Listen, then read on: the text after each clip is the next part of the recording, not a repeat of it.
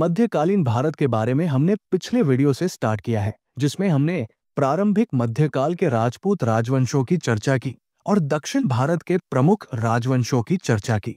आज के क्लास में मध्यकालीन भारत के इतिहास में आगे बढ़ेंगे और जानेंगे भारत पर अरबों के आक्रमण के बारे में और कैसे यहाँ मुस्लिम साम्राज्य की स्थापना हो गई, उसके क्या परिणाम हुए, उनका प्रशासन कैसे हो रहा था। इन सभी बातों को पढ़ेंगे। और आपको तो मालूम है कि अरब और तुर्क आक्रमण, मोहम्मद गोरी, गुलाम वंश, खिलजी, तुगलक, लोदी वंश जैसे टॉपिक्स कितना इंपॉर्टेंट है। इन सभी टॉपिक से 5 से 6 सवाल तो रहते ही है और ये पूरा टॉपिक आपको मिलने वाला है एक ही क्लास में। तो जो भी सीरियस कैंडिडेट हैं या जो अपनी तैयारी को एकदम बेहतरीन करना चाहते हैं, वो इस क्लास को एकदम नहीं छोड़िएगा। उम्मीद करते हैं कि आज और अभी आप इस क्लास को कंप्लीट कर रहे हैं। तो बिना देरी किए चलिए शुरू करते हैं आज की क्लास। भारत पर सबसे पहला अरब आक्रमण 712 ईस्वी में हुआ, जब मोहम्मद बिन कासिम ने दाहिर को हराया था। दाहिर सिंध का राजा था। भारत पर अरबों के आक्रमण का मुख्य उद्देश्य था धन दौलत लूटना और इस्लाम धर्म का प्रचार प्रसार करना। इसके बाद भारत पर तुर्कों का आक्रमण शुरू हुआ। तुर्कों के आक्रमण में महमूद गजनी का आक्रमण सबसे महत्वपूर्ण है, जिसे आपको डिटेल में जानना चाहिए। तो चलिए समझते हैं महमूद गजनी के भारत पर आक्रमण को। 932 ईस्वी में गजनी साम्राज्य की स्थापना अलबतगीन ने की, जो एक तुर्क सरदार था। इस साम्राज्य की राजधानी गजनी थी। अलबतगीन के बाद वहां पिरितिगीन ने शासन शुरू किया और इसी के शासनकाल में भारत पर पहला तुर्क आक्रमण होता है। तो याद रखिए कि भारत पर आक्रमण करने वाला पहला तुर्क शासक कौन था, तो वो पिरितिगीन था। इस पहले तुर्क आक्रमण के समय पंजाब पर जयपाल का शासन था, जो हिंदू शाही वंश का राजा था। पिरितिगीन लंबे समय तक शासन नहीं कर पाया। 977 ईस्वी में सुबुक्तगीन गजनी का शासक बन जाता है, जो इस साम्राज्य के संस्थापक अलबतगीन का गुलाम और दामाद था। इसी सुबुक्तगीन का बेटा था महमूद गजनी, जो अपने पिता के शासनकाल में खुरासान का राजा था। केवल 27 साल की उम्र में महमूद गजनी साम्राज्य का शासक बन गया। वो 998 ईस्वी में गजनी के गद्दी पर बैठता है।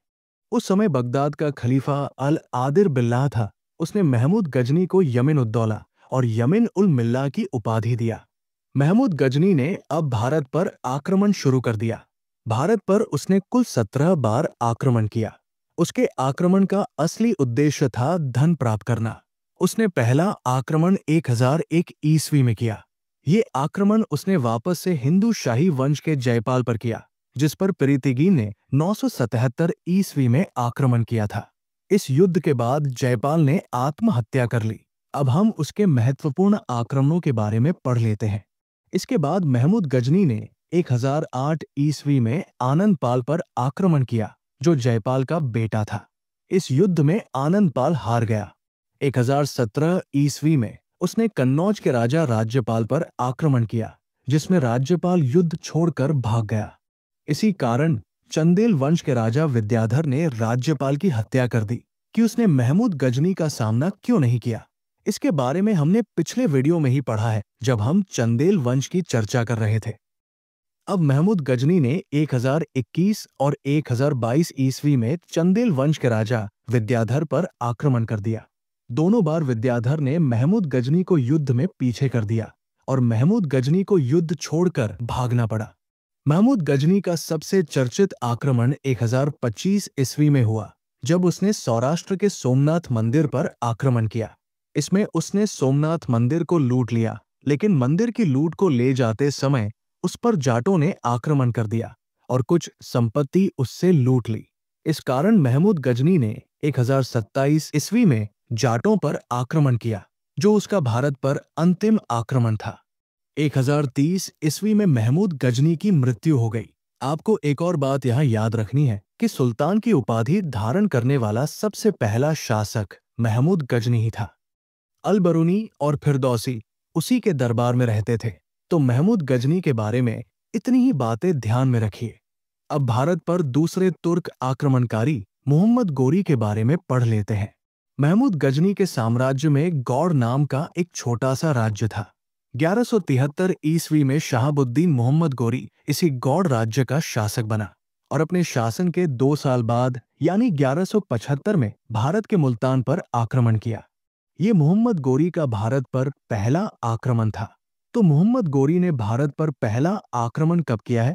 1175 में। इसके 3 साल बाद यानी 1178 में उसने भारत पर तीसरा आक्रमण किया। ये आक्रमण उसने गुजरात के पाटन पर किया था, जिस समय वहां का शासक भीम द्वितीय था। भीम ने मोहम्मद गोरी को बुरी तरह हराया, जिसके बाद मोहम्मद गोरी अपने जीते हुए प्रदेशों को अपने गुलाम सेनापतियों को सौंपते हुए गजनी लौट गया। इसमें आप मोहम्मद गोरी के द्वारा लड़े गए प्रमुख युद्धों को ध्यान में रखिए। इसमें सबसे पहला है तराइन का प्रथम युद्ध, जो 1191 में लड़ा गया। ये युद्ध मोहम्मद गोरी और पृथ्वीराज चौहान के बीच लड़ा गया, जिसमें पृथ्वीराज चौहान विजयी रहे। दूसरा है तराइन का द्वितीय युद्ध, जो तराइन के पहले युद्ध के ठीक 1 साल बाद हुआ, यानी 1192 में लड़ा गया। ये युद्ध भी मोहम्मद गोरी और पृथ्वीराज चौहान के बीच हुआ, लेकिन इस बार पृथ्वीराज चौहान हार गए। तीसरा है चंदावर का युद्ध, जो 1194 ईस्वी में लड़ा गया। ये युद्ध मोहम्मद गोरी ने जयचंद से किया। इस युद्ध में भी मोहम्मद गोरी जीत गया। इसके बाद 1205 ईस्वी में मोहम्मद गोरी वापस भारत आया। इस बार उसका संघर्ष खोखर हिंदू समुदाय से हुआ। 1206 ईस्वी में हिंदू खोखरों और कुछ शिया विद्रोहियों ने दम्यक नाम के स्थान पर उसकी हत्या कर दी। उसकी मौत के बाद उसके गुलाम कुतुबुद्दीन ऐबक ने उसके साम्राज्य के भारतीय क्षेत्र पर गुलाम वंश स्थापित कर दिया। भारत में इसके बाद के काल को सल्तनत काल कहा जाता है। तो मोहम्मद गोरी के बारे में इतनी बात आप याद रखिए, और वीडियो अगर पसंद आ रही है तो आपको पता ही है कि क्या करना है। तो चलिए अब आगे बढ़ते हैं और जानते हैं सल्तनत काल के बारे में। भारत में सल्तनत काल 1206 ईस्वी से शुरू हुआ और 1526 ईस्वी में समाप्त हुआ, यानी गुलाम वंश की स्थापना के साथ सल्तनत काल की शुरुआत होती है और अंत होती है मुगल काल के आने के बाद। तो चूंकि हम सल्तनत काल की बात कर रहे हैं, तो इसके बारे में याद रखिए कि इस काल में कुल 5 वंशजों का शासन भारत में होता है: गुलाम वंश, खिलजी वंश, तुगलक वंश, सैयद वंश और लोदी वंश। अब एक एक करके इन सभी को डिटेल में पढ़ते हैं। तो सबसे पहले गुलाम वंश के बारे में पढ़ लेते हैं। गुलाम वंश की स्थापना 1206 ईस्वी में कुतुबुद्दीन ऐबक ने किया। वो मोहम्मद गोरी का गुलाम था और उसको कुरान खान, हातिम, लाख बख्श यानी लाखों का दान देने वाला, इन सभी नामों से बुलाया जाता था। अब वो राजा कैसे बना, इसके पीछे भी कहानी है। अफगानिस्तान में एक स्थान है निशापुर, जहां गुलामों को बेचा या खरीदा जाता था। कुतुबुद्दीन ऐबक को उसी बाजार से एक काजी, जिनका नाम फखरुद्दीन अब्दुल अजीज कूफी था, उन्होंने खरीदा था। उसे वहां कुरान पढ़ना सिखाया गया और वो पूरे कुरान को याद कर लिया। इसी से उसका नाम कुरान खान भी हो गया। काजी के मरने के बाद उनके बेटों ने कुतुबुद्दीन को एक व्यापारी से बेच दिया, जिसने वापस से उसे गजनी में मोहम्मद गोरी से बेच दिया। कुतुबुद्दीन ऐबक मोहम्मद गोरी का विश्वासी गुलाम बन गया और मोहम्मद गोरी ने उसे अपने शाही अस्तबल का अधिकारी बना दिया, जिसे अमीर आखुर कहते हैं। तराइन के दूसरे युद्ध में जब मोहम्मद गोरी ने पृथ्वीराज को हराया, उसके बाद उसने कुतुबुद्दीन ऐबक को अजमेर का गवर्नर बना दिया। और जब 1206 ईस्वी में मोहम्मद गोरी की मृत्यु हुई, तब कुतुबुद्दीन ऐबक हिंदुस्तान का मालिक बन गया और उसने गुलाम वंश की शुरुआत की। अगर हम उसके द्वारा बनवाए गए स्थलों की बात करें, तो हमने आपको राजपूत वंशों वाले वीडियो में बताया था कि चौहान वंश के राजा विग्रहराज चतुर्थ, जिन्होंने अजमेर में एक विद्यालय बनवाया था, उसे ही रिकॉन्स्ट्रक्ट करा के उसने 2.5 दिन का झोपड़ा बनवाया, और ये राजस्थान में बनाई गई पहली मस्जिद थी। दिल्ली में स्थित कुव्वत उल इस्लाम मस्जिद को भी कुतुबुद्दीन ऐबक ने ही बनवाया था। साथ ही कुतुब मीनार की नींव कुतुबुद्दीन ऐबक ने ही डाली थी। उसने कुतुब मीनार के केवल बेस को बनवाया था। इसके बाद इल्तुतमिश ने उसे पूरा करवाया और फिरोज शाह तुगलक ने भी इसके सबसे ऊपरी हिस्से को बनवाया।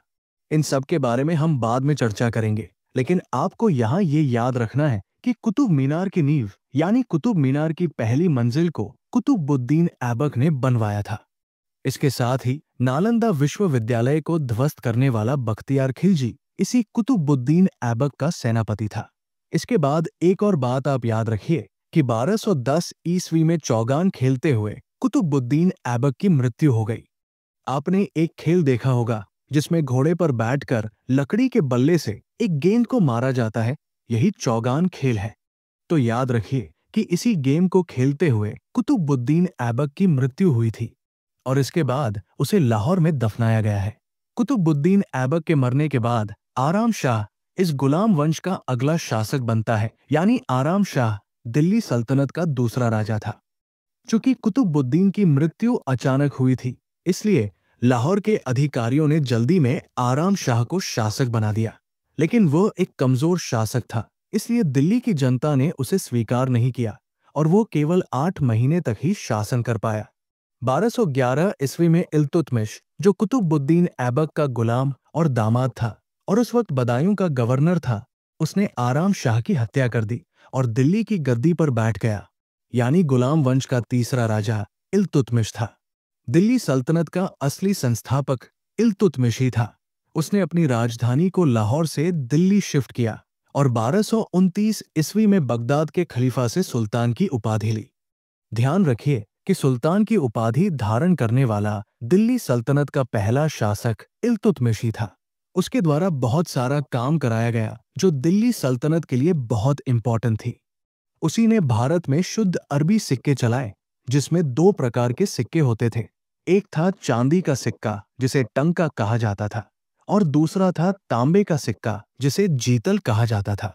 उसने इक्ता प्रणाली शुरू की, जिसमें उसने अपने साम्राज्य को अलग अलग इक्ता में बांट दिया और उसके मालिक को इक्तेदार कहा जाता था। उसी ने तुर्काने चहलगानी शुरू की, जो 40 गुलाम सरदारों का एक संगठन था। बदायूं की जामा मस्जिद का निर्माण भी इल्तुतमिश ने किया है। इल्तुतमिश का एक बेटा था जिसका नाम नसीरुद्दीन महमूद था। वो बहुत ही योग्य बेटा था, लेकिन कम उम्र में ही उसकी मृत्यु हो जाती है। इसी की याद में इल्तुतमिश ने दिल्ली में सुल्तानगढ़ी का मकबरा बनवाया। ये 1231 ईस्वी में बनवाया गया और ये भारत का पहला मकबरा है जिसे इल्तुतमिश ने ही बनवाया था। उसने राजस्थान के नागौर में अतारकीन का दरवाजा भी बनवाया है और हमने आपको बताया था कि कुतुब मीनार के पहली मंजिल का निर्माण कुतुबुद्दीन ऐबक ने करवाया था। अब इल्तुतमिश ने उसके निर्माण को पूरा किया और उसे 4 मंजिल का बनवाया। इसके साथ ही उस समय ख्वारिज्म का शासक जलालुद्दीन था, जिसे चंगेज खान ढूंढ रहा था। तो वो छुपने के लिए इल्तुतमिश के पास दिल्ली आया, लेकिन इल्तुतमिश ने उसे शरण नहीं दी और इस प्रकार इल्तुतमिश ने भारत को चंगेज खान के प्रकोप से बचाया। उसने कुतुब मीनार के बगल में अपना मकबरा भी बनवाया, जिसमें 1236 में उसकी मृत्यु के बाद उसे दफना दिया गया। तो इल्तुतमिश ने 1211 से 1236 तक दिल्ली सल्तनत को संभाला और उसने जो भी कार्य करवाए वो सब हमने डिस्कस कर लिया।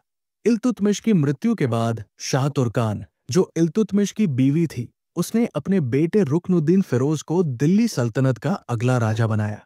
वो एक अयोग्य शासक था, इसलिए तुर्की अमीरों ने रुकनुद्दीन फिरोज को दिल्ली की गद्दी से उतारकर रजिया सुल्तान को दिल्ली सल्तनत के सिंहासन पर बैठाया। रजिया सुल्तान इल्तुतमिश की बेटी थी और इल्तुतमिश भी चाहता था कि उसके बाद रजिया ही दिल्ली की गद्दी पर बैठे। अब रजिया सुल्तान ही पहली और आखिरी मुस्लिम महिला थी जिसने शासन की बागडोर संभाली। वो गुलाम वंश की 5वीं शासक थी। उसने राजा बनते ही महिलाओं के लिए पर्दा प्रथा को खत्म किया और खुद चोगा और कुलाह पहनकर राजदरबार में खुले मुंह जाने लगी। उसने मलिक जमालुद्दीन याकूत को अमीर आखुर बनाया था, जो एक अब्बासी गुलाम था और गैर तुर्क था। इस बात से दुखी होकर तुर्की अमीरों ने रजिया को बंदी बना लिया और उसकी जगह मुइजुद्दीन बहराम शाह को राजा बना दिया, जो इल्तुतमिश का तीसरा बेटा था। रजिया ने अल्तुनिया से विवाह किया, जो उसके शासन में भटिंडा का गवर्नर था, और उसने भी विद्रोह किया था। वैसे तो रजिया ने अल्तुनिया से विवाह करने के बाद वापस से दिल्ली की गद्दी पर बैठने का प्रयास किया, लेकिन वह इसमें असफल रही। 1240 ईस्वी में एक षड्यंत्र करके डाकुओं ने रजिया सुल्तान की हरियाणा के कैथल में हत्या कर दी। अब मुइजुद्दीन बहराम शाह दिल्ली सल्तनत का छठा शासक था, लेकिन वो भी लंबे समय तक शासन नहीं कर पाया। दिल्ली की गद्दी पर बैठने के 2 साल बाद, यानी 1242 में सेना ने ही उसकी हत्या कर दी और अब उसका भतीजा अलाउद्दीन मसूद शाह दिल्ली की गद्दी पर बैठा, जो गुलाम वंश का 7वां शासक था। अलाउद्दीन मसूद शाह 1242 में दिल्ली सल्तनत का राजा बना, लेकिन वो भी लंबे समय तक शासन नहीं कर सका। गयासुद्दीन बलबन, जिसके बारे में हम आगे में पढ़ेंगे, और मल्लिकाए जहान, जो नसीरुद्दीन महमूद की मां थी, दोनों ने मिलकर 1246 ईस्वी में अलाउद्दीन मसूद शाह को गद्दी से हटाया और नसीरुद्दीन महमूद को अगला राजा बना दिया। तो नसीरुद्दीन महमूद 1246 ईस्वी में गुलाम वंश का 8वां शासक बनता है। वो एक ऐसा सुल्तान हुआ जो टोपी सीकर अपनी जीविका का निर्वहन करता था, और बलबन ने अपनी बेटी की शादी नसीरुद्दीन महमूद से ही किया था। वो 1266 तक दिल्ली का सुल्तान रहा। उसकी मृत्यु के बाद गयासुद्दीन बलबन खुद गुलाम वंश का अगला राजा बनता है। बलबन का वास्तविक नाम बहाउद्दीन था और वो इल्तुतमिश का गुलाम था। इल्तुतमिश उससे बहुत खुश हुआ और उसको चिहलगानी का सदस्य बनाया था। जब इल्तुतमिश की बेटी रजिया सुल्तान बनी, तब उसने बलबन को अमीर शिकार के पद पर बैठाया। बहराम शाह जब सुल्तान बना, तब उसने बलबन को अमीर आखूर का पद दिया, और जब नसीरुद्दीन महमूद दिल्ली का सुल्तान बना, तब बलबन उसका अमीर हाजिब यानी मुख्यमंत्री बन गया। यानी पूरे सल्तनत काल में बलबन ने ऊंचे ऊंचे ओहदे पर काम किया, और अब 1266 ईस्वी में खुद सुल्तान बनता है। इसके पहले के सुल्तान नसीरुद्दीन महमूद ने उसे उलुग खां की उपाधि दी थी। उसने जो भी काम किया सब बहुत महत्वपूर्ण थे, इसलिए आपको अच्छे से इसे तैयार करना चाहिए। सबसे पहले तो उसने चिहलगानी को खत्म किया, जो 40 तुर्की अमीरों का संगठन था जिसे इल्तुतमिश ने बनाया था, और वे शासन में बहुत ज्यादा हस्तक्षेप कर रहे थे। उसने दिल्ली सल्तनत में गुप्तचर विभाग बनाई, जिसे दीवान बरीद कहा जाता है। उसने सेना का अलग से एक डिपार्टमेंट बनाया, जिसे दीवान अर्ज कहा गया। उसने जिले इलाही की उपाधि भी धारण की, जिसका अर्थ होता है शैडो ऑफ गॉड। सिजदा और पैबोस की प्रथा उन दिनों धार्मिक गुरुओं के अभिवादन के लिए किया जाता था। इसको उसने राज दरबार में भी शुरू कराया। नवरोज का मतलब होता है फारसी साल का पहला दिन, तो उसने इसके लिए फारसी रीति रिवाज पर आधारित नवरोज उत्सव को मनाने की प्रथा भी शुरू की। प्रसिद्ध कवि अमीर हसन और अमीर खुसरो उसी के दरबार में रहते थे, ये बात भी आपको याद रखनी है। अमीर खुसरो एक बहुत ही महत्वपूर्ण कवि थे, जिनके बारे में थोड़ी देर में हम पढ़ेंगे। तो एक युद्ध में बलबन का बेटा मारा गया, जिसके बाद वो कमजोर पड़ने लगा, और अंत में 1287 में उसकी मृत्यु हो गई। अब अंत में याद रखिए कि गुलाम वंश का अंतिम शासक शमुद्दीन कैमूर्स था, जो बलबन का पोता था। जलालुद्दीन फिरोज खिलजी ने उसकी हत्या कर दी और खिलजी वंश को दिल्ली सल्तनत में स्थापित किया। तो गुलाम वंश के बारे में इतना ही पढ़ना है। और अब तक यदि आपको वीडियो अच्छी लग रही है तो वीडियो को लाइक करके मुझे बताइए, और मैं ऐसे ही वीडियो आपके लिए बनाता रहूं। तो वीडियो को लाइक कीजिए। तब तक हम अमीर खुसरो के बारे में पढ़ लेते हैं। अमीर खुसरो का वास्तविक नाम मोहम्मद हसन था। वे सूफी संत शेख निजामुद्दीन औलिया के शिष्य थे। इन्हें तूतीये हिंद के नाम से जाना जाता है, जिसका अर्थ होता है भारत का तोता। सितार और तबला ये सुनने में तो बहुत अच्छा लगता है, तो आपको यहाँ ध्यान में रखना है कि इनका आविष्कार अमीर खुसरो ने ही किया था। इन्होंने ही कव्वाली गायन की शुरुआत की थी, और इन्हें ही हिंदी खड़ी बोली का जनक भी कहा जाता है। तो आपने देखा अमीर खुसरो कितने इंपॉर्टेंट है, तो इनके बारे में भी आप तैयार कर लीजिए।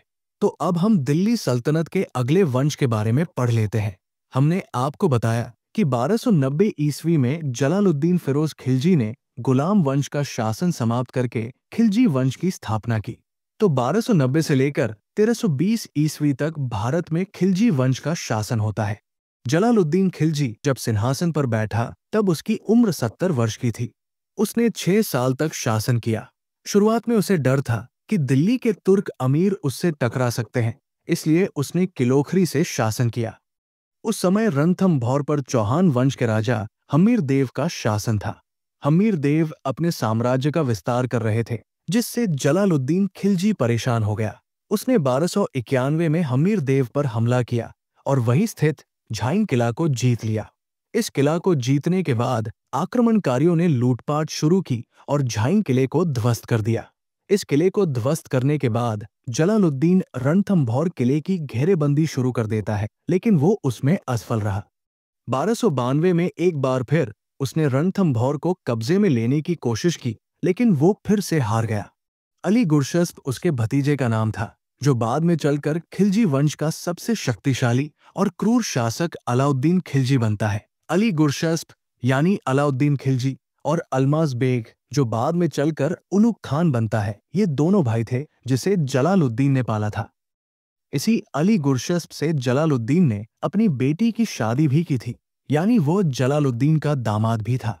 एक षड्यंत्र से उसने जलालुद्दीन को अपने राज्य कारा में बुलवाया और उसकी हत्या कर दी और खुद को 1296 में खिलजी वंश का अगला शासक बना लिया। अलाउद्दीन खिलजी ने दिल्ली सल्तनत में कई सारे बदलाव किए जो सभी आपको तैयार करना चाहिए। तो चलिए अब अलाउद्दीन खिलजी के बारे में पढ़ते हैं। सबसे पहले तो आप ये याद रखिए कि जलालुद्दीन खिलजी के शासनकाल में अलाउद्दीन ने 2 विजयी अभियान चलाए। सबसे पहला अभियान उसने 1292 में किया, जिसमें भिलसा यानी विदिशा पर आक्रमण किया, जिसके बाद उसे कड़ा और अवध का इक्ता दिया गया। उसे अरीजीय मुमालिक यानी युद्ध मंत्री भी नियुक्त किया गया। उसके बाद 1294 में उसने दक्षिण भारत में पहले तुर्की अभियान का नेतृत्व किया और देवगिरी को लूटा। इससे ये साबित हो गया कि अलाउद्दीन एक योग्य सैन्य कमांडर और कुशल आयोजक था। इसके बाद तो वो जलालुद्दीन को मारकर खुद शासक बन गया था। जलालुद्दीन शांति चाहता था, इसलिए उसने नियम कानून को लचीला बनाया था, लेकिन अलाउद्दीन खिलजी इसके ठीक उल्टा था। उसने बलबन जैसी क्रूर शासन नीति को वापस से अपने साम्राज्य में बढ़ाया। उसने अपने राज्य में रईसों और उलेमाओं के हस्तक्षेप को रोकने का फैसला किया और इसलिए उसने राजनीति को धर्म से अलग कर दिया। उसे अपने शासन के शुरुआती वर्षों में कुछ विद्रोहों का सामना भी करना पड़ा, जिसके बाद उसने कई प्रशासनिक सुधार किए और नियम बनाए। जैसे उसने मुफ्त जमीन या दान में दी गई जमीन पर वापस से टैक्स लगाया। उसने जासूसी प्रणाली को वापस से ठीक किया, शराब और नशीले पदार्थों के इस्तेमाल पर प्रतिबंध लगा दिया और रईसों को आदेश दिया कि वे उसकी अनुमति के बिना सामाजिक समारोह या अंतरजातीय विवाह नहीं करें। इसके साथ वो सिकंदर की तरह विश्व विजेता बनना चाहता था और साथ ही अपने देश को मंगोल आक्रमण से बचाना चाहता था। इसलिए उसने एक विशाल स्थायी सेना भी बनाई। असल में दिल्ली सल्तनत में सबसे विशाल स्थायी सेना अलाउद्दीन खिलजी के पास ही थी। अब तक का दिल्ली सल्तनत का क्षेत्र केवल उत्तर भारत में ही था, लेकिन अलाउद्दीन खिलजी ने अपने क्षेत्र का विस्तार उत्तर भारत के साथ दक्षिण भारत में भी किया। उसने सबसे पहले गुजरात के खिलाफ अभियान के साथ अपने क्षेत्रीय विजय अभियान की शुरुआत की। वह एक विशाल साम्राज्य स्थापित करना चाहता था और गुजरात की संपत्ति भी प्राप्त करना चाहता था। गुजरात की संपत्ति से उसे भविष्य की विजयों का भुगतान करना था और गुजरात के बंदरगाह से उसकी सेना के लिए अरब घोड़ों की नियमित आपूर्ति हो सकती थी। इसलिए 1299 में अलाउद्दीन के 2 प्रसिद्ध सेनापतियों उलुग खान और नुसरत खान के नेतृत्व में एक सेना ने गुजरात के खिलाफ चढ़ाई की। गुजरात के शासक राय करण भाग गए और सोमनाथ के मंदिर पर कब्जा कर लिया गया। वहां से अलाउद्दीन ने विशाल खजाना इकट्ठा किया और कई गुलामों को पकड़ लिया। मलिक काफूर भी उनमें से एक था, जो बाद में खिलजी सेना का भरोसेमंद कमांडर बन गया और उसने दक्षिण भारत पर आक्रमणों का नेतृत्व किया। गुजरात अब दिल्ली के नियंत्रण में चला गया। गुजरात पर कब्जा करने के बाद अलाउद्दीन ने अपना ध्यान राजस्थान की ओर लगाया। जब हम जलालुद्दीन खिलजी के बारे में पढ़ रहे थे, तब हमने बताया था कि उसने रणथंभौर को 2 बार जीतने का प्रयास किया, लेकिन उसको सफलता नहीं मिली। रणथंभौर को राजस्थान का सबसे मजबूत किला माना जाता था और अलाउद्दीन को लगता था कि राजपूतों की शक्ति और मनोबल को तोड़ने के लिए इस पर कब्जा करना जरूरी है। तो अब वो रणथंभौर को जीतने के लिए निकला। इस जगह हमीर देव शासन कर रहे थे और उन्होंने 2 विद्रोही मंगोल सैनिकों को शरण दी थी और उन्हें अलाउद्दीन को सौंपने से इनकार कर दिया था। इसलिए अलाउद्दीन ने हमीर देव पर आक्रमण कर दिया। शुरुआत में खिलजी सेना को नुकसान उठाना पड़ा। नुसरत खान, जो अलाउद्दीन का कमांडर था, वो इस युद्ध में मारा गया। अंत में अलाउद्दीन को खुद युद्ध के मैदान में आना पड़ा और उसने 1301 ईस्वी में इस किले को जीत लिया। अलाउद्दीन ने 1303 ईस्वी में चित्तौड़ पर आक्रमण किया। आपने चित्तौड़ के राजा रतन सिंह और रानी पद्मिनी की कहानी सुनी होगी। इनके प्रेम कहानी को मलिक मोहम्मद जायसी ने अपनी किताब पद्मावत में लिखा है। इस किताब के अनुसार उसने चित्तौड़ पर इसलिए हमला किया क्योंकि वह राजा रतन सिंह की खूबसूरत रानी पद्मिनी को पाने का लालच रखता था। हालांकि ये किताब जायसी ने लगभग 200 साल बाद लिखी थी, इसलिए कई विद्वान उस कहानी को सही नहीं मानते। खैर, अलाउद्दीन ने चित्तौड़ को जीत लिया और इस युद्ध के बाद उसने आम लोगों के नरसंहार का आदेश दिया था। सुल्तान के बेटे हिजरत खान के नाम पर चित्तौड़ का नाम बदलकर खिजराबाद कर दिया गया। अब अलाउद्दीन ने राजपूताना के बड़े हिस्से पर विजय प्राप्त कर ली थी और उत्तर भारत का स्वामी बन गया था। हालांकि अलाउद्दीन ने राजपूत राज्यों पर सीधा प्रशासन स्थापित करने की कोशिश नहीं की, बल्कि राजपूत शासकों को शासन करने की अनुमति दे दी थी, लेकिन उन्हें नियमित रूप से टैक्स देना पड़ता था और सुल्तान के आदेशों का पालन करना पड़ता था। अब अलाउद्दीन दक्षिण क्षेत्र को जीतने के लिए निकला। दक्षिण में जो अभियान भेजे गए उसका नेतृत्व मलिक काफूर कर रहा था, जो अलाउद्दीन का सबसे विश्वसनीय गुलाम और सेनापति था। उसे 1000 दीनारी भी कहा जाता है, क्योंकि उसे गुलामों के बाजार से 1000 दीनार में खरीदा गया था और उसने हिंदू धर्म को छोड़कर इस्लाम धर्म को अपनाया था। दक्षिण पर आक्रमण करने से पहले उसने 1306 से 7 ईस्वी में बगलाना पर आक्रमण किया, जहां का राजा रायकरण था, जो पहले गुजरात का शासक था, जिसे अलाउद्दीन ने हराया था। इसके बाद दूसरा अभियान देवगिरी में किया गया, जहां का शासक रायराम चंद्र था। उसने जलालुद्दीन को टैक्स देने का वादा किया था, लेकिन उसका भुगतान नहीं किया तो मलिक काफूर ने उस पर आक्रमण किया था। रामचंद्र ने आत्मसमर्पण कर दिया, जिसके कारण उससे सम्मानजनक व्यवहार किया गया। उसे अलाउद्दीन ने राय रायन यानी राजाओं का राजा की उपाधि दी और उसे गुजरात का एक जिला भी दिया गया। रामचंद्र ने अपनी एक बेटी की शादी भी अलाउद्दीन से कर दी। 1309 ईस्वी के बाद मलिक काफूर को दक्षिण भारत में अभियान शुरू करने के लिए भेजा गया। दक्षिण में उसने पहला अभियान तेलंगाना क्षेत्र में वारंगल के खिलाफ किया, जहां काकतीय वंश के राजा प्रताप रुद्रदेव का शासन था। ये घेरेबंदी कई महीने तक चली और अंत में रुद्रदेव ने अपना खजाना छोड़ दिया और सुल्तान को टैक्स देने के लिए भी राजी हो गया। इसी समय रुद्रदेव ने मलिक काफूर को कोहिनूर हीरा दिया था। दक्षिण का उसका दूसरा अभियान द्वार समुद्र और माबर के विरुद्ध था। द्वार समुद्र के शासक वीर बल्लाल तृतीय ने महसूस किया कि मलिक काफूर को हराना आसान काम नहीं होगा, इसलिए वो बिना किसी प्रतिरोध के सुल्तान को टैक्स देने के लिए सहमत हो गया। माबर में उस समय पांड्य साम्राज्य का शासन था। वहां कोई प्रत्यक्ष निर्णायक लड़ाई नहीं हो सकती थी, इसलिए काफूर ने जितना हो सकता था उतना लूटा, जिसमें चिदम्बरम मंदिर भी शामिल था। सुल्तान अलाउद्दीन मलिक काफूर से खुश होकर उसको साम्राज्य का नायब मलिक नियुक्त करके सम्मानित किया और मलिक काफूर के नेतृत्व में अलाउद्दीन की सेनाओं ने दक्कन राज्यों पर नियंत्रण बनाए रखा। उसके द्वारा किए गए प्रशासनिक सुधारों के बारे में तो हमने पहले डिस्कस कर ही लिया है। अब उसके द्वारा किए गए सैनिक सुधारों की बात कर लेते हैं। इसमें हमने एक पॉइंट आपको बताया है कि दिल्ली सल्तनत की सबसे विशाल स्थायी सेना अलाउद्दीन ने ही बनाई थी। इसके साथ ही उसने दाग और चेहरा की प्रणाली शुरू की। अब ये क्या थी? दाग ऐसी प्रणाली थी जिसमें घोड़े पर दाग लगाना शामिल था और चेहरा प्रणाली में सैनिकों की वर्णनात्मक सूची या हुलिया लिखवाने का काम चलता था। इसके अलावे उसने सैनिकों को नकद वेतन देना शुरू किया और उनके प्रशिक्षण की भी व्यवस्था की। उस समय एक खुम्स कर हुआ करती थी, जिसमें लूट का धन सैनिकों और सुल्तान के बीच बंटता था। पहले इसमें सुल्तान का हिस्सा सवा हुआ करता था, यानी 25% सुल्तान का हिस्सा और 75% सैनिकों का हिस्सा हुआ करता था। इसको अलाउद्दीन ने बदल दिया और अब 3/4 हिस्सा यानी 75% हिस्सा सुल्तान का होगा और बाकी 25% सैनिकों का होगा, ऐसी व्यवस्था कर दी।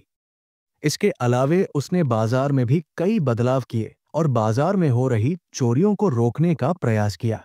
ऐसे व्यापारी जो बेईमानी से कम तौलते थे, उनके शरीर से मांस काट लेने का आदेश दिया गया था। अलाउद्दीन ने बाजार में बिक रही सभी वस्तुओं की कीमत तय करने की कोशिश की। इसके लिए उसने दिल्ली में 3 बाजार स्थापित किए। एक बाजार थी खाद्यान्नों के लिए, दूसरा महंगे कपड़ों के लिए और तीसरी बाजार थी घोड़ों, दासों और मवेशियों के लिए। ये सभी बाजार शाहनाए मंडी नाम के एक अधिकारी के नियंत्रण में थे। शाहनाए मंडी व्यापारियों का रजिस्टर रखता था और दुकानदारों और कीमतों पर सख्त नियंत्रण रखता था। बाजार पर नियंत्रण रखने के लिए उसने 4 नए पद बनाए थे।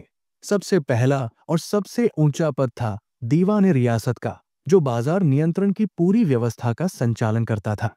दूसरे के बारे में हमने अभी बताया, वो था शाहनाई मंडी, जो सभी बाजार का अधीक्षक हुआ करता था। तीसरा अधिकारी था बरीद, जो बाजार के अंदर घूमकर बाजार का निरीक्षण करता था। और चौथा अधिकारी था मुन्हियान या गुप्तचर, जो बाजार की गुप्त सूचना को प्राप्त करता था। बाजार के अलावे उसने भू राजस्व में भी कई बदलाव किए। जैसा कि इल्तुतमिश ने सल्तनत में इक्ता प्रथा शुरू किया था, अब अलाउद्दीन ने इक्ता देना बंद कर दिया। उसने आदेश दिया कि सभी भूमि की माप की जाए और फिर राज्य का हिस्सा तय किया जाए। राजस्व संग्रह करने के लिए मुस्तक राज नाम के एक विशेष अधिकारी का पद बनाया गया। इसके बाद जो भी जमीनें मिल्क इनाम और वक्फ के अंतर्गत दान में दी गई थी, सबको उसने वापस ले लिया और उसको खालसा भूमि बना दिया, जिसके ऊपर राजा का पूरा कंट्रोल था। उसने भू राजस्व की दरों को भी बढ़ाकर उपज का आधा कर दिया और साथ ही 2 नए टैक्स भी बना दिए, जिसमें एक थी चराई कर, जो दुधारू पशुओं पर टैक्स लगाया जाता था, और दूसरी थी गढ़ी कर, जो घरों और झोपड़ियों पर टैक्स लगाया जाता था। अगर हम उसके द्वारा कराए गए निर्माण कार्य की बात करें तो दिल्ली का सीरी किला, हौजे खास, कुतुब परिसर का दक्षिणी दरवाजा, जिसे अलाई दरवाजा कहते हैं, और 1000 खंभों से बना 1000 सुतुन, इन सभी का निर्माण अलाउद्दीन ने ही किया था। 1316 ईस्वी में अलाउद्दीन की मृत्यु हो गई। इसके बाद मलिक काफूर ने गद्दी पर कब्जा कर लिया और काफूर को अलाउद्दीन के शाही परिवार के वफादारों ने मार डाला। लेकिन मरने के पहले उसने अलाउद्दीन के सबसे बड़े बेटे मुबारक खान को कैद कर लिया था और उनके 6 साल के बेटे शहाबुद्दीन को राजा के रूप में नामित कर दिया था। काफूर के मरने के बाद मुबारक खान जेल से रिहा हो गया और शहाबुद्दीन के लिए रीजेंट के रूप में काम किया, और जैसे ही उसे मौका मिला उसने सिंहासन पर कब्जा कर लिया। लेकिन वो ज्यादा समय तक शासन नहीं कर पाया, क्योंकि वो एक व्यभिचारी व्यक्ति था। वो अपने प्रेमी मुबारक हसन को सेना और महल के पहरेदारों पर अधिकार दे दिया। मुबारक हसन को उसने खुसरो खान की उपाधि दी। यही खुसरो खान जल्दी ही पूरी सेना और महल पर अपना कंट्रोल जमा लिया और मुबारक खान को मार दिया। जब खुसरो खान सुल्तान बनता है, तब दीपालपुर के गवर्नर गाजी मलिक और उसका बेटा फखरुद्दीन जौना ने विद्रोह कर दिया। 1320 ईस्वी में जब इस विद्रोह को खत्म करने खुसरो खान जाता है, तब इसी गाजी मलिक और फखरुद्दीन जौना ने उसकी हत्या कर दी। क्या आप जानते हैं ये दोनों कौन थे? तो गाजी मलिक आगे चलकर गयासुद्दीन तुगलक बनता है और फखरुद्दीन जौना ही आगे चलकर मोहम्मद बिन तुगलक बनता है। यानी दिल्ली सल्तनत में अब खिलजी वंश समाप्त हो गया और तुगलक वंश की स्थापना हो गई। तो अब हम दिल्ली सल्तनत के अगले वंश तुगलक वंश के बारे में पढ़ेंगे। लेकिन अगर आपको ये पॉइंट समझ आ रहे हैं तो लाइक जरूर कीजिए, ताकि आपके लिए ऐसे वीडियोस हम बनाते रहें। तो आप जल्दी से लाइक कीजिए, तब तक हम आगे बढ़ते हैं। तो तुगलक वंश की स्थापना 1320 ईस्वी में गयासुद्दीन तुगलक ने किया।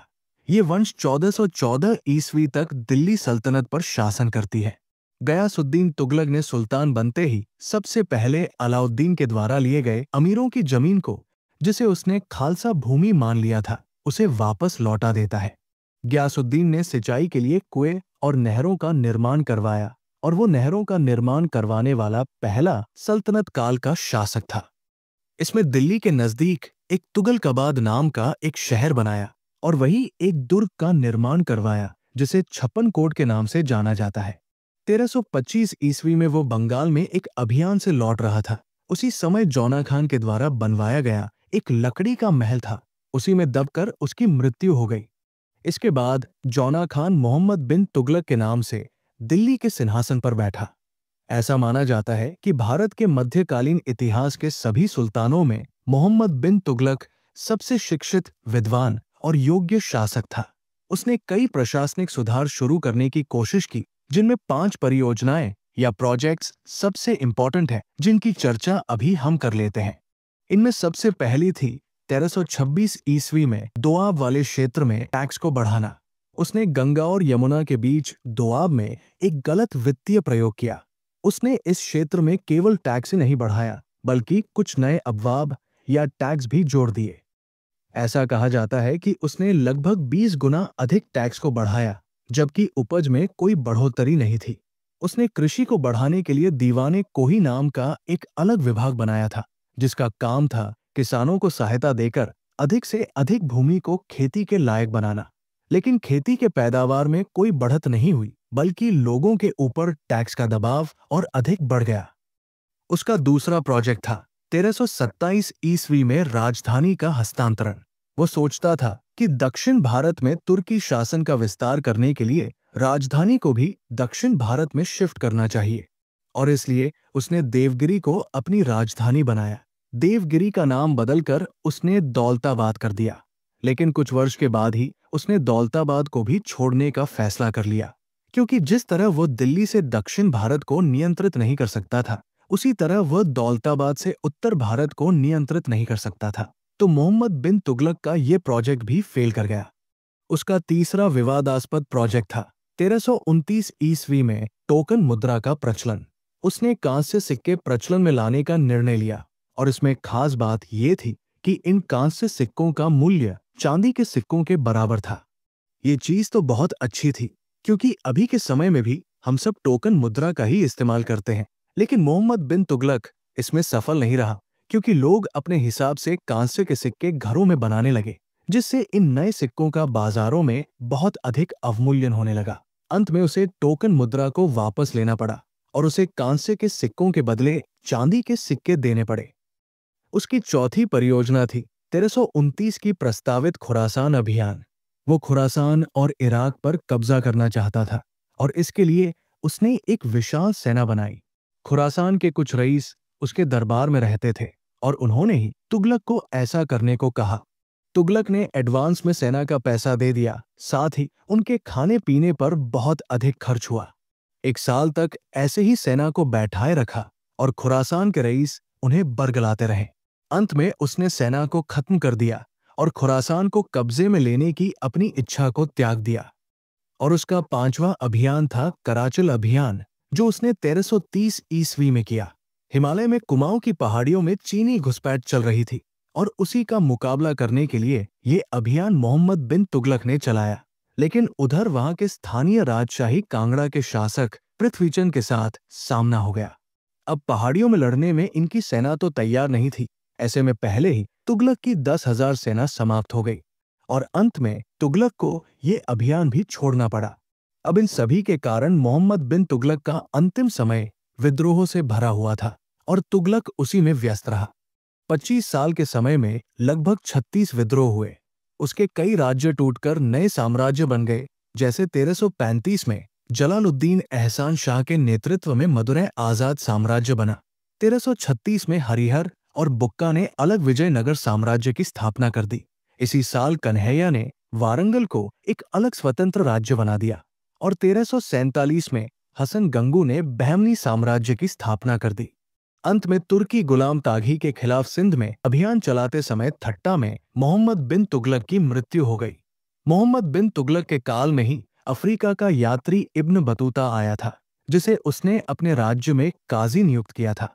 1342 ईस्वी में उसने इब्न बतूता को अपना राजदूत बनाकर चीन भेजा था, और इब्न बतूता ने ही रिहला नाम की किताब लिखी है, जिससे हमें मोहम्मद बिन तुगलक के काल के भारत के बारे में बहुत सारी जानकारी मिलती है। उसने अपनी किताब रिहला में उस समय भारत में स्थित डाक व्यवस्था के बारे में भी लिखा है। भारत में डाक व्यवस्था 2 प्रकार की थी, और दोनों का नाम आपको याद रखना चाहिए। पहली थी अश्व डाक व्यवस्था, जिसे उलूक कहा जाता था, और दूसरी थी पैदल डाक व्यवस्था, जिसे दावा कहा जाता था। एल्फिंस्टन ने एक किताब लिखी है हिस्ट्री ऑफ इंडिया, जिसमें उसने मोहम्मद बिन तुगलक को एक पागल शासक बताया है। और एक मशहूर लेखक बदायूनी लिखते हैं कि अंततः लोगों को उससे मुक्ति मिली, और उसे लोगों से। अब मोहम्मद बिन तुगलक की मृत्यु के बाद उसके दरबार के कुलीनों और धर्मशास्त्रियों ने फिरोज शाह तुगलक को अगला सुल्तान चुन लिया, जो मोहम्मद बिन तुगलक का चचेरा भाई था। सुल्तान बनने के बाद दिल्ली सल्तनत के विघटन को रोकने के लिए उसने कुलीनों, सेना और धर्मशास्त्रियों को खुश करने की नीति अपनाई, और केवल ऐसे क्षेत्रों पर अपना अधिकार जताया जिन्हें केंद्र से आसानी से प्रशासित किया जा सकता था। और यही कारण है कि वह दक्षिण भारत और दक्कन पर अपना अधिकार फिर से स्थापित करने का कोई प्रयास नहीं किया। उसने कुलीनों को खुश करने के लिए उनके पद को वंशानुक्रमित बना दिया, यानी जब भी कोई कुलीन मर जाए तो उसके बेटे को उसके इक्ता सहित उसके पद का उत्तराधिकारी बना दिया जाता था। अगर उसका कोई बेटा नहीं है तो ऐसे में उसके दामाद और उसकी अनुपस्थिति में उसके दास को उत्तराधिकारी बना देने का नियम बना दिया गया। यही काम उसने सेना में भी किया। सैनिकों को शांति से आराम करने और उनके स्थान पर अपने बेटों को भेजने की अनुमति दे दी गई। सैनिकों को नकद में भुगतान नहीं किया जाता था, बल्कि गांवों की भूमि दे दी गई जहां से वे राजस्व इकट्ठा करते और वही उनका वेतन होता। उसने इस्लामी साम्राज्य की स्थापना करने का प्रयास किया और शरीयत कानून के हिसाब से अपने राज्य में कानून बनाए। राजस्व व्यवस्था में उसने 24 प्रकार के अलग अलग टैक्स को खत्म कर दिया और 4 प्रकार के टैक्स लगाए। एक थी खराज कर, जो गैर मुस्लिमों से भूमि कर के रूप में उपज का 1/10 हिस्सा लिया जाता था, और इसी में मुसलमानों से लिया जाने वाला भूमि टैक्स उसर कहलाता था। दूसरा था ज़कात कर, जिसमें मुसलमानों से उनकी संपत्ति का 2% लिया जाता था। तीसरा था जजिया कर, जो गैर मुस्लिमों से लिया जाने वाला टैक्स था। पहले ये टैक्स ब्राह्मणों से नहीं लिया जाता था, लेकिन ब्राह्मणों से भी जजिया टैक्स लेने वाला पहला सुल्तान फिरोज शाह तुगलक ही था। और चौथा था खुम्स कर, जो लूटे गए माल का 1/5 हिस्सा होता था। यही 4 टैक्स उसने अपनी जनता पर लगाए। इसके अलावे उसने सिंचाई टैक्स भी लगाया, जो उपज का 1/10 भाग होता था। उसने अनाथ मुस्लिम महिलाओं, विधवाओं और लड़कियों की सहायता के लिए एक नए विभाग की स्थापना की, जिसे दीवाने खैरात कहा गया। दासों की देखभाल के लिए भी उसने एक नया विभाग दीवाने बंदगान स्थापित किया। असल में सल्तनत काल में सबसे अधिक दासों की संख्या फिरोज शाह तुगलक के समय में ही थी। उसने अपनी एक आत्मकथा लिखी, जिसका नाम आपको याद रखना चाहिए। उसके आत्मकथा का नाम है फतुहात फिरोज शाही। अब हम उसके द्वारा कराए गए निर्माण कार्यों के बारे में बात कर लेते हैं। उसने लगभग 300 नए नगरों की स्थापना की, जिनमें हिसार, फिरोजाबाद, फतेहाबाद, जौनपुर और फिरोजपुर प्रमुख शहर हैं। इसी के शासनकाल में खिजराबाद और मेरठ से अशोक के स्तंभों को लाकर दिल्ली में स्थापित किया गया था। दिल्ली में उसके बेटे खानेजहा जौनशाह ने खानेजहा तेलंगानी का मकबरा बनवाया था, जो अष्टकोणीय पद्धति यानी ऑक्टागोनल फॉर्म में बना पहला मकबरा था। उसने दिल्ली में ही खिड़की मस्जिद का निर्माण करवाया और कोटला फिरोज शाह दुर्ग का निर्माण भी करवाया।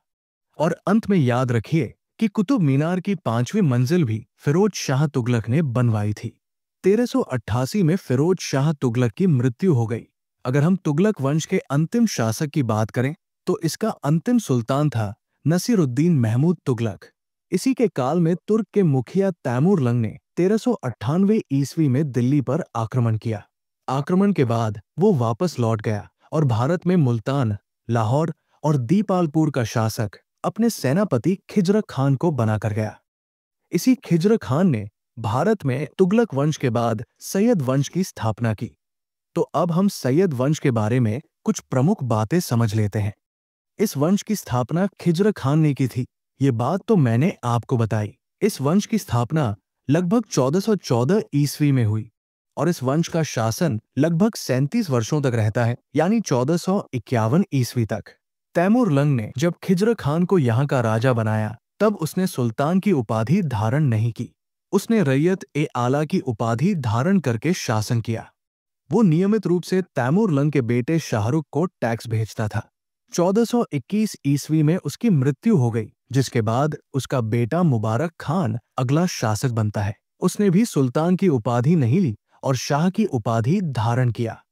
तारीख है मुबारक शाही के लेखक यहिया बिन अहमद सरहिंदी इसी मुबारक खान के संरक्षण में रहते थे। यमुना के किनारे मुबारकबाद की स्थापना इसी मुबारक खान ने की थी। और अंत में याद रखिए कि सैयद वंश का अंतिम शासक अलाउद्दीन आलम शाह था, जिसे बहलोल लोदी ने हराकर दिल्ली में लोदी वंश की स्थापना की। तो अब हम दिल्ली सल्तनत के अंतिम वंश लोदी वंश के बारे में महत्वपूर्ण बातें समझ लेते हैं। लोदी वंश का शासन 1451 से 1526 ईस्वी तक रहता है और इसकी स्थापना बहलोल लोदी ने की थी। ये बात तो मैंने आपको अभी ही बताया है। लोदी वंश के रूप में दिल्ली पर प्रथम अफगान राज्य की स्थापना हुई थी। बहलोल लोदी ने बहलोल सिक्के चलाए और अपने सरदारों को मकसद-ए-अली कहकर पुकारता था। वो अपने सरदारों के खड़े रहने पर खुद भी खड़ा रहता था। 1489 ईस्वी में उसका बेटा निजाम खान सुल्तान बनता है और उसी को हम सिकंदर लोदी के नाम से जानते हैं। इसी सिकंदर लोदी ने 1504 ईस्वी में आगरा शहर की स्थापना की और आगरा को ही अपनी राजधानी बनाया।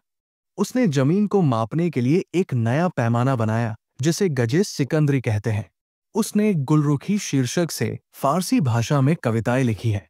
दिल्ली में स्थित मोट मस्जिद इसी सिकंदर लोदी के प्रधानमंत्री मियां भूइया ने बनवाई थी। 1517 ईस्वी में सिकंदर लोदी की मृत्यु के बाद उसका बेटा इब्राहिम लोदी अगला सुल्तान बनता है। दिल्ली सल्तनत का अंतिम सुल्तान इब्राहिम लोदी ही था। इब्राहिम लोदी के समय पंजाब का शासक दौलत खान लोदी और इब्राहिम लोदी के चाचा आलम खान ने बाबर को भारत पर आक्रमण करने का निमंत्रण भेजा था, जिसके बाद बाबर ने भारत पर आक्रमण किया। ये युद्ध पानीपत का प्रथम युद्ध था जो 1526 ईस्वी में बाबर और इब्राहिम लोदी के बीच लड़ा गया। इस युद्ध में इब्राहिम लोदी मारा गया और ये बात आप याद रखेंगे कि युद्ध के मैदान में मारा गया दिल्ली सल्तनत का एकमात्र सुल्तान इब्राहिम लोदी था। और इस प्रकार भारत में मुगलों का शासन शुरू हुआ और दिल्ली सल्तनत का शासन समाप्त हुआ।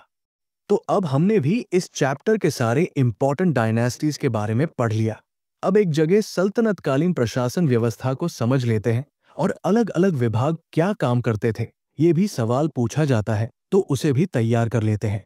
सल्तनत काल में केंद्रीय प्रशासन का मुखिया सुल्तान हुआ करता था और जो अमीर हुआ करते थे उनका प्रशासन पर बहुत प्रभाव होता था। और पूरे सल्तनत काल में लोदी वंश के समय अमीरों का प्रभाव सबसे अधिक था। लेकिन बलबन और अलाउद्दीन ऐसे सुल्तान थे जिनके काल में अमीरों का प्रभाव बिल्कुल खत्म हो गया था। इस समय मंत्री परिषद को मजलिस एक खलवत कहा जाता था। उस समय जो महत्वपूर्ण मंत्री थे उनके बारे में भी पूछा जाता है तो याद रखिए। सल्तनत काल में प्रधानमंत्री को वजीर कहा जाता था और वो राजस्व विभाग का प्रमुख होता था। मुशर्रिफ-ए मुमालिक महालेखाकार को कहते थे और वो प्रांतों और अलग अलग विभाग से प्राप्त आय और व्यय का लेखा जोखा रखता था। उधार दिए गए धन का हिसाब एक मंत्री रखता था जिसे मजमुआदर कहते थे। सल्तनत काल के राजकीय कोष के अध्यक्ष को खजीन कहते थे। दीवाने अर्ज सेना के विभाग का नाम था जिसे बलबन ने बनवाया था और उसके मंत्री को आरी जैम मालिक कहा जाता था। धर्म विभाग और दान विभाग के प्रमुख मंत्री को सद्रोस सुदूर कहा जाता था। वैसे तो न्याय का सबसे बड़ा अधिकारी खुद सुल्तान ही होता था, लेकिन सुल्तान के बाद न्याय के सबसे बड़े अधिकारी को काजी उल कजात कहा जाता था। गुप्तचर विभाग के प्रमुख अधिकारी को बरीदे मुमालिक कहा जाता था। दान विभाग के अधिकारी को दीवाने खैरात और दास विभाग के अधिकारी को दीवाने बंदगान कहा जाता था।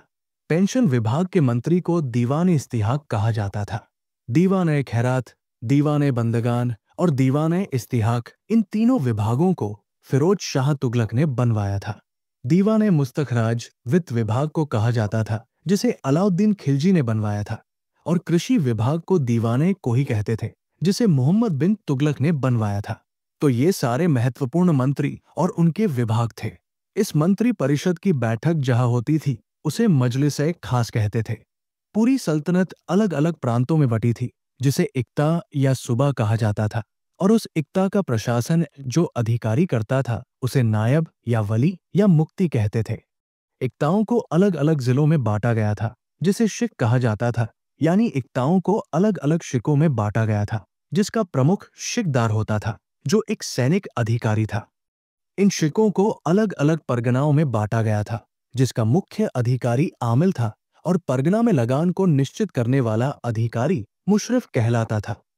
अब इन परगनाओं में शहर और गांव हुआ करते थे, तो इनमें एक शहर या 100 गांवों के शासन को देखने के लिए एक अधिकारी होता था जिसे अमीर सदा कहते थे।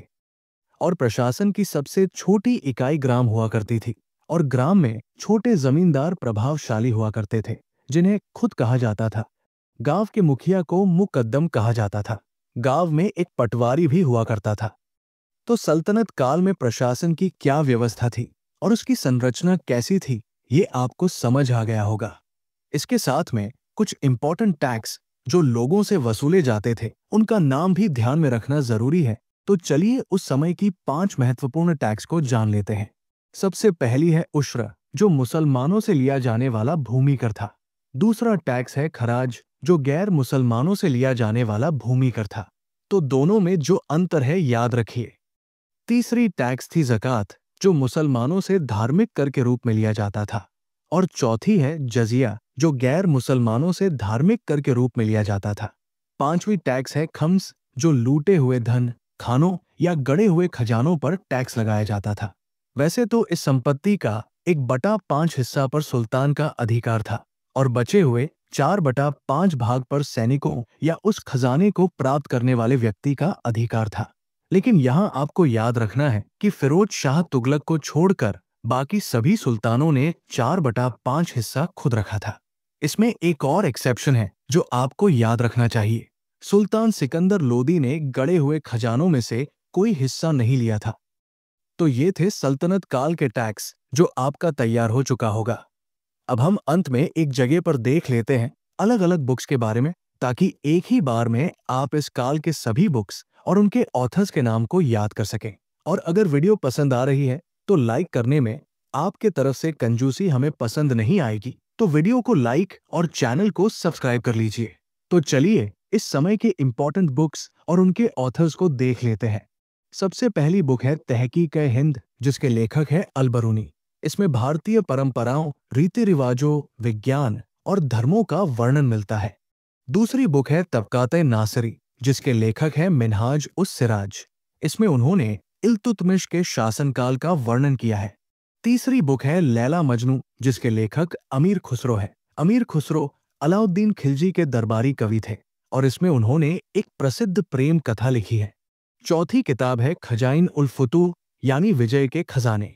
इस किताब के लेखक है अमीर खुसरो। इसमें उन्होंने अलाउद्दीन खिलजी की विजयों का वर्णन किया है।